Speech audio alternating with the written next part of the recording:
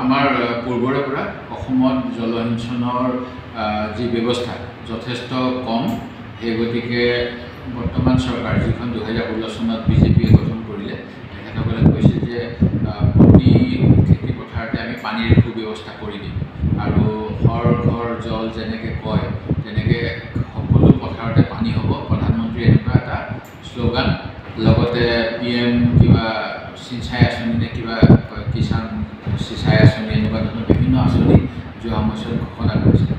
আমাৰ এতিয়া অসমৰ বিভিন্ন অঞ্চলত আমাক প্ৰথম কোৱা হৈছে যে আমি 50টা সোলাৰ আৰু 50টা ইলেক্ট্ৰিকেল পানীৰ ব্যৱস্থা আমাৰ জলসিঞ্চন বিভাগে কৰি দিব।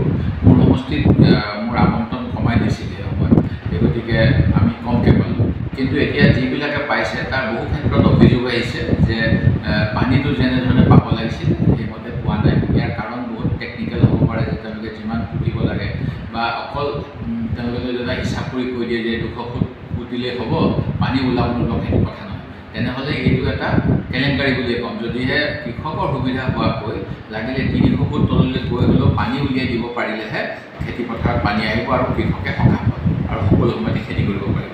এতিয়া যদি প্ৰজেক্ট ৰিপৰ্টটো এটা বনাই আপুনি 150 ফুট বা 200 ফুট তললৈকে পঠাম, পানী ওলালে ওলাব, নোলালে নাই, এনেকুৱা ক'লেতো নহ'ব।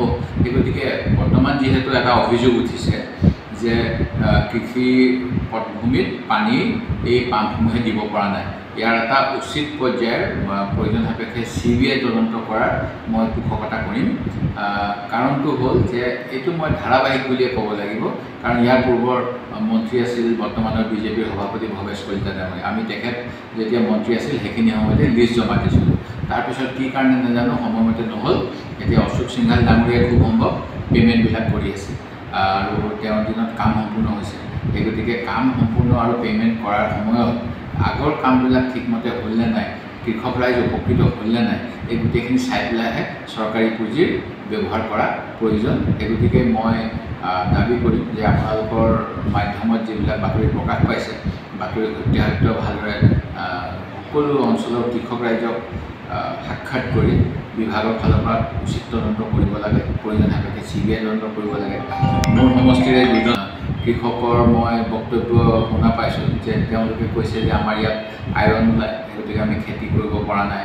দ্বিতীয় কথা, বহুতে কৈছে যে এইটো 2-3 বছৰ ধৰি অব্যৱহৃত বা অকামিয়াল হৈ আছে, কোনো কামত লগা নাই। গতিকে এইবিলাক হ'লে মানে যিটো উদ্দেশ্যত উপনীত হ'ব নোৱাৰিম, গতিকে উচিত তদন্ত হ'ব লাগে।